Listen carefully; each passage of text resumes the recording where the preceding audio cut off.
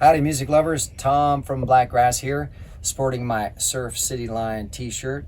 Howdy Dan, the owner, and Jeff, who busted on Dan, which was very kind of Jeff. Also, howdy to Montana for taking great care of us there. It was really nice to meet her. And even better, send out a shout out to my fellow artist, Chloe.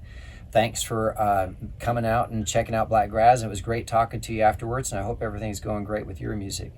So we're doing another guitar and gab where I'm changing the strings, so I'm gonna get started right into that. Oh, before I do though, in this video I wanted to talk about the different styles of guitar styles that I utilize when I play a show, especially when I'm writing. So there's a lot of folks, you know, who the question, you know, what is Blakgraz? What is Blakgraz about? And it's basically an amalgamation of all the different styles of music that I really just love. I mean, I just love all kinds of music. If it's a good song, I don't care what the style is, I just dig it. So that also meant that if I'm going to mix styles, I wanted to do it authentically and be genuine to those styles the way that I'd heard them, you know, traditionally from what I learned them to be. So for instance, you know, you got country songs that are a lot of what they call the cowboy chords. A lot of bluegrass does that too, just simple chords, right? So you got this regular strumming. I'm sure there's all kinds of technical terms, and guitar players who are better versed in theory and such, they can tell you what that technical term for that kind of playing is. Open chords, easy, get to them, you know, some of the stuff you learn right from the very beginning when you pick a guitar up. And then, of course, there's the jazz style guitars where you're doing a lot of chord changes.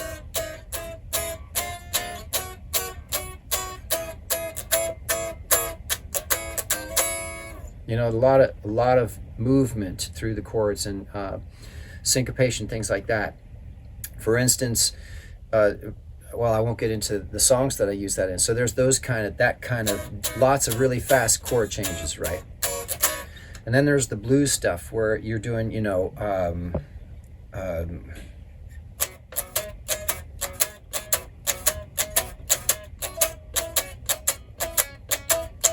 right? So there's that's a swing blues actually, or you could just do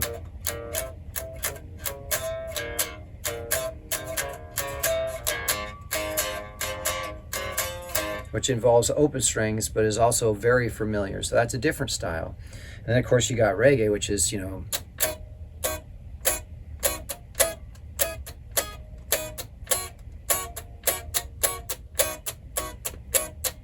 with different tempos and different feels.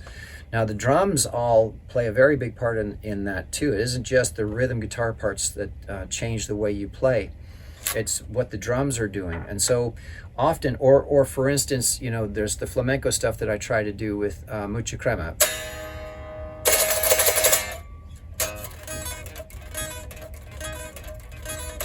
And that's actually what some people call sweep picking, some people call speed picking, or some people call efficient picking. I learned it as sweep picking because basically Frank Gambale, who invented it, was the one who called it sweep picking, right? So the idea there is that you're using a lot of efficiency in your movement with your right hand. Alternate picking would be down, up, down, up, down, up, down, up, down, up, down, up, down, up, down, up, down, up, right? Or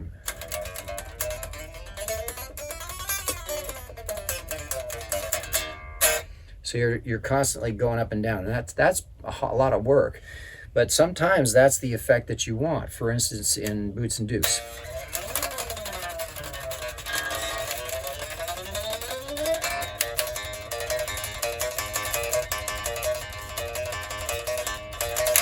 Which is sort of like that surf music, right, from California.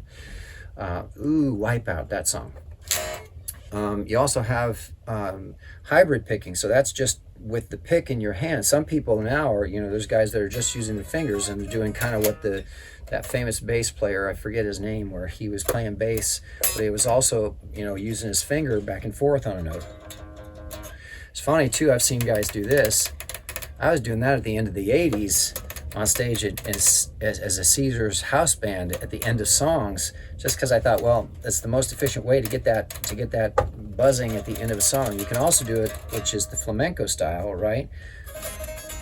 Which I'm horrible at, but I've been, I'll start practicing it someday. I'll write something that makes me do it. So you got flamenco picking, which is finger picking, or of course you've even got, for instance, on Show Me the Way,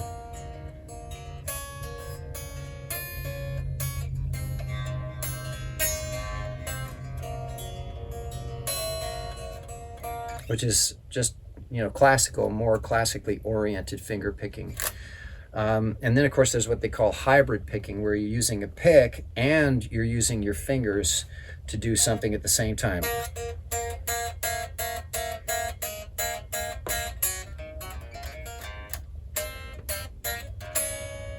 So I'm hitting the pick and the fingers on top, and then hit with the pick alone, or doing both, or how about this for hybrid picking for this new song I'm working on, Light Color Sound.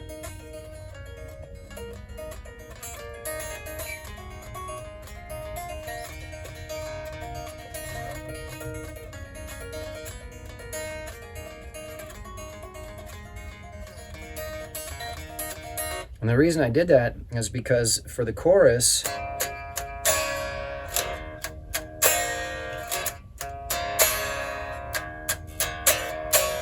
I wanted that strong hit from the pick. So and if I can't be, since I'm singing and playing, I can't be switching back and forth fast enough. I mean, I could, but it'd be a real pain in the butt to get back and forth to just the finger picking, because this is actually the claw pattern. I'm so used to doing it with the pick now, I have to slow it down. For Jerry Reed, the claw, or Andy Summers, on Bring On the Night, that type of thing. There's a lot of folks that use that kind of picking, that pattern, that 1 2 3 1 2 3 1 2 1 2 3 1 2 3 1 2 1 2 3 1 2 3 1 2. So basically, it's just a pattern of 8 in thirds, so it rolls very nicely, but without getting into too much of that. So the idea for me is that Tapping. Oh shoot! I completely forgot about Sorry, that. but... No, that's true. What's a good example of that? So, in Dear Mrs. Avery, well, there's 2 more styles actually. So, the solo for Dear Mrs. Avery.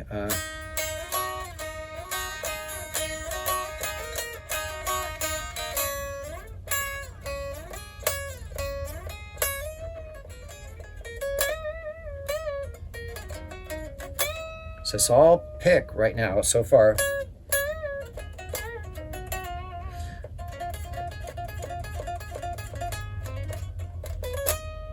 Really sloppy there, but then I go to this.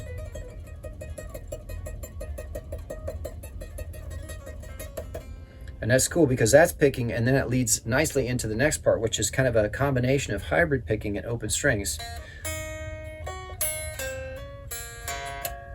Oops. Yeah, this is a song I wrote. There it is.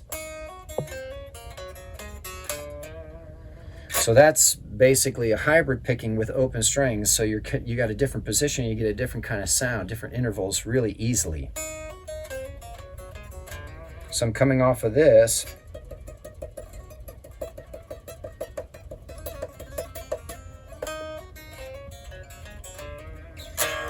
Only without the mistakes. So there you go.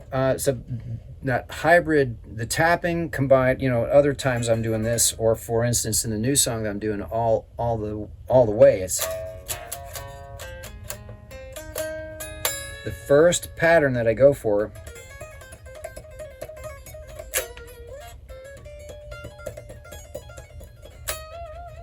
Right? So then I do it again, the walk up again. So that's a nice tapping. Now I'm going to do basically a sweeping pattern in circles.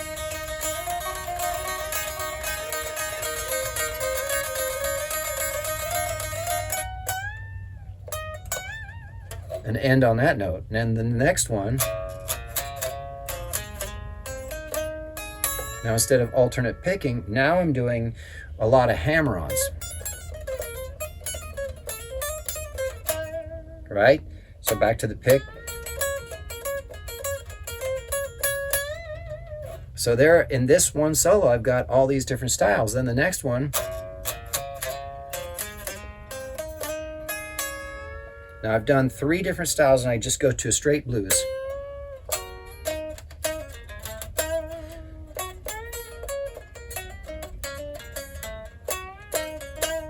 Right, then come down. That was a little bit of hybrid in there too. And then just hammer-ons.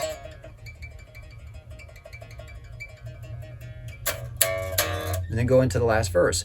So even sometimes in a song like that, I'm trying to combine a whole bunch of different styles of guitar picking or guitar playing to give the song more texture, to give movement in it, almost like it's telling different chapters of the same story, right? The solo is supposed to take the song somewhere that the vocals can't. So that was kind of the thinking in my mind in terms of learning all these different styles of picking and trying really hard to master them while I'm still working on it. But that was my goal, was to give each song a breath of life, to take it somewhere that it seemed like it needed to go to keep it interesting, to make it more compelling. Anyway, so that actually led to me also changing the tones of the guitars that I use, the different amps and the different styles of sounds, whether it's clean or crunch or distorted on the electric guitar, or whether I'm playing acoustic or not. For instance, the hybrid picking one where it's the 1 2 3 1 2 3 1 2, that combination, that actually, I think it's the claw, Jerry Reed, the claw part on Light Color Sound. I play that on acoustic. So it's a very different feel too, from electric being a finesse-oriented instrument that uses the amplifier and the sound around it to help generate the tone, right? Because the string is being affected by the speaker blasting at the guitar, even though sometimes guys are turned away. You'd see Stevie Ray Vaughan or Jimi Hendrix turn around and face the strings at the speaker because they were looking for that feedback, that interaction, right, with the amp itself. Which is one of the reasons I hate in-ears. But that's a different video. So check that out. But on acoustic, it's more of a physical activity. It's more percussive. You have to hit the instrument more, and you don't get as much ring. Now, there's a lot of effects you can use to help make them ring longer. Even just volume sometimes is helpful. If you increase the volume, you don't have to hit the string as hard to get the note to ring live, in a live setting. And of course, in a recording studio, well, you can record really soft and then crank it in the mix, and it sounds like you're right next to their fingers, and so it's not like they don't have to pick hard at all. In fact, I went and saw a show one time where this young lady was playing acoustic guitar and she was barely touching the strings. So the sound guy had to crank her guitar, and I think she wasn't used to it being that loud, and so she played softer, which actually started to become a challenge because the guitar started to ring. Obviously, an acoustic guitar with that big hollow body is going to start having frequencies that it likes to generate, and it's going to create feedback. But anyway, that's a lot of the reasoning that Blakgraz, why I had to adapt different amp sounds, different guitars, different tones from different guitars, different picking styles, different styles of writing, different arrangements, different production for each song. So, you know, I hope that helps, because every style of music is it forces me to expand what I do and get better at what I do. So a good example of writing stuff to force myself to get better is this song, I Just Want to Be. It starts with these sweeps.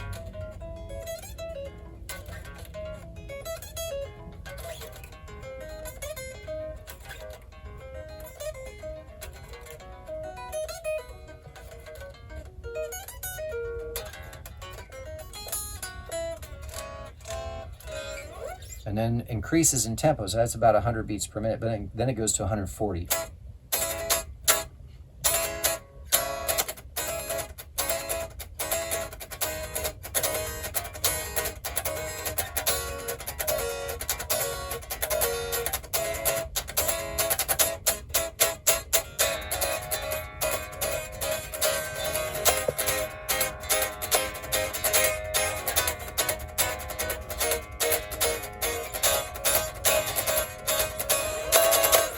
Now the trick is I come out of that top climactic part, that part right there, and I have to go suddenly from strumming really fast for about 3.5 minutes. My arm's starting to catch on fire because it's a lot of lactic acid building up and it's kind of challenging. So I go from this to this.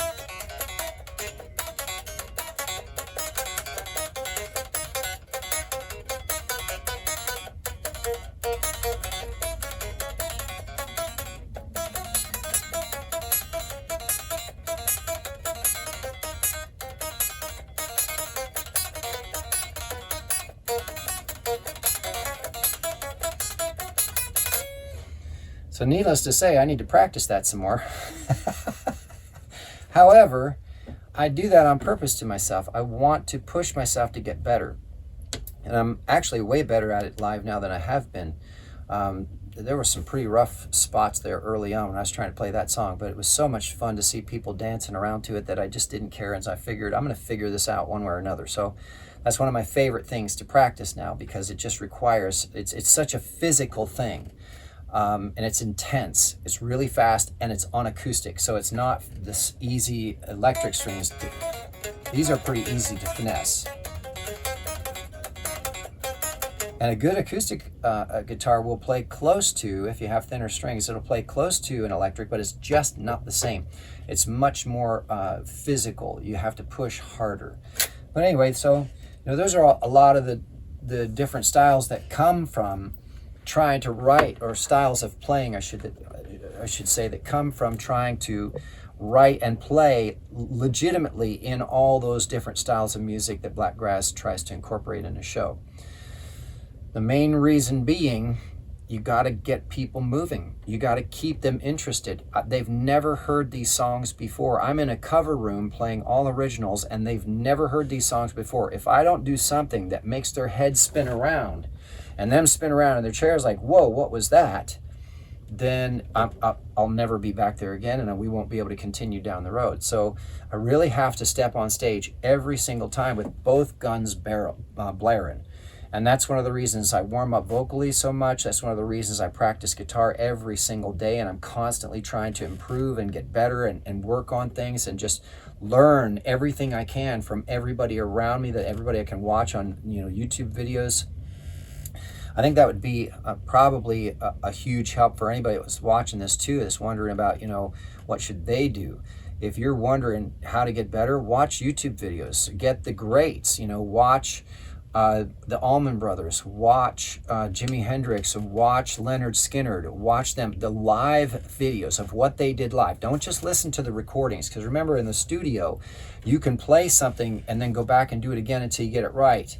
When they go live and they have to play it live, what do they do?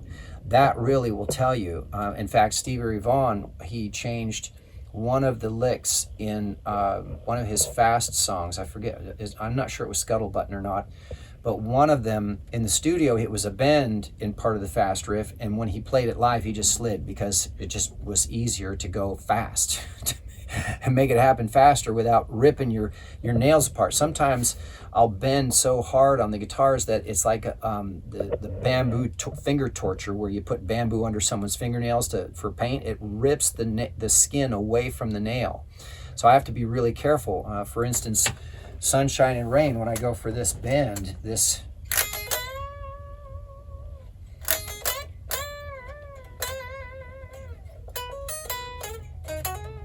but when I come up to this one, it actually goes, so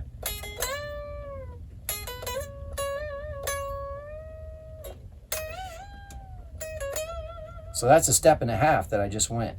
And sometimes, if my fingers are really moist from a long show of playing and just banging on my fingers, these two fingernails will just rip back away from the nail, and man, does it hurt. But you have to keep going. And then the next day you can't touch stuff. You're like, So be aware. Sometimes when you're playing guitar, that's, I always I always joke around, it's a rock show when you're completely drenched in sweat and your fingers are bleeding or something is bleeding. That's when you know it's a rock show. I would not encourage blood on stage as very often, But sometimes that's when you know you really had a good time, because you didn't even notice that your fingers were bleeding. One of the things that I'll do is I'll hit so hard on the guitar sometimes that I come down in and hit the picks or the pickups. And well, for instance, on Tiff, those are sharp metal rods that are magnets sticking up out of this is nice and smooth, right? So I might hurt myself on this a little bit, but on Tiffany, these things coming out of this pickup are sharp metal magnets, round with a sharp edge at the top. And so sometimes I'll hit into that string and not feel it right away, and later on I'll have taken a chunk of skin out of here or out of here, and there'll be blood up and down the pick guard, and it just is, you got to watch out. As beautiful as they are, they have a tendency to bite back. Not just the strings up here being sharp too, but down here in other parts when you're swinging and you're banging your hand around. In fact, if I'm not mistaken, Pete Townsend from the Who, Roger Daltrey used to complain because sometimes with his those big windmill strums he would often take chunks of the fingertips off of the skin off, and it would bleed, and the blood would spray across the stage. And Roger Daltrey would be singing like, "Oh God, it's throwing blood on me," you know. So that used to be one of the complaints that he would have about Pete Townsend throwing his hands around like that. That's a real thing, you know. And then of course there's the joke on the one Beatles album where Ringo Starr, you can hear him in the background, "I got blisters on my fingers," because they'd been recording so long and doing the song so many times to get it right that he literally got blisters. If you watch Andy Summers from the Police, he used to, when he toured live, he would put, and did on the last tour if I'm not mistaken, he put duct tape around his fingers so that the sticks wouldn't slide out, because he'd be so sweaty from playing and pushing so hard. And he played classical style, right, like this, and he'd be hitting so hard that if they got sweaty they would slide out, or he'd get blisters from the sticks rubbing, right? And so it hurts like hell, but you have to keep playing. It reminds me when I first went on the road as a bass player with this show band. I was not a good bass player, you know. I had no clue what I was doing. I was young and dumb and thought it'd be easy. What I found out was it was actually hard, because I was used to playing guitar, not bass. There's two different worlds. Bass lines up with the kick drum, and the guitar lines up with the snare and hi-hat. Well, even worse, if you're going to sing and play bass, it was like, you know, rubbing your belly and tapping your head and chewing gum at the same time while you're trying to walk. Needless to say, I was practicing so much because I had no money, and I was only eating once a day if they paid me, and I had to keep practicing. I was getting blisters that were so deep on my fingers and on my hands that they were bleeding. So I had to put, you know, a Band-Aid around, and then gauze and a little bit of duct tape to hold it in place so I could keep fingering and playing through, even though it hurt so much. I had to keep practicing or I was going to lose the job. He was going to send me back to home, you know, and I was not going back at that point. So, you know, it's when you find out how bad do you want it, you know, how bad do you want to be a professional musician and make your living doing this. And often that's where some people just say, you know, I can't do it, and they go home. But I just dug in and got through it and got the calluses finally and figured it out. So anyway, there you go. There's a lot of different styles of ways to play a guitar, and that's just the ones that are known. Remember, a lot of these techniques were invented by other people who had come along and decided, you know what, I'm going to do it this way. Like there's this fella who just plays with no picks, and he does rock stuff, and it's amazing. So there's always another way to approach a guitar. That's one of the reasons I love guitar the most. It has the most expression, even without using alternate tunings or drop tunings. Just with standard tuning alone, there's so much you can do with the guitar, the highs and the lows and the emotion that you can get. I mean, it's just incredible. And I always feel like there's more to learn, right? There's a lot more to learn. So I hope that's helpful to some of y'all out there wondering what Blakgraz is about and why the name is kind of a mush of different styles, or why I write in so many different styles. I just love music, and so I want to put as much out there as I can so I just want people to feel a little bit better. So thanks for listening. If you haven't already, please subscribe. Give us a thumbs up if you like the video. Even better, check out our CDs on sale on Elastic Stage or print on demand, or check out our merch available on Zazzle.com. Also, come to a show, buy a handcrafted by us t-shirt, handmade Blakgraz t-shirt, one of a kind. You can't ever get the same one because I just don't have a way to reproduce them over and over the same. They're always going to be different. But also, we got beer koozies. Please follow on social media and streaming. Put our songs in playlists. Listen to them. Spread the word. Come out to a live show. That's really the best thing you could ever do. Come out to a live show, and I will be happy to shake your hand. Thanks, everybody, for tuning in, and I'll see you when we play again. Hopefully, that'll be soon next weekend. All right, take care, y'all.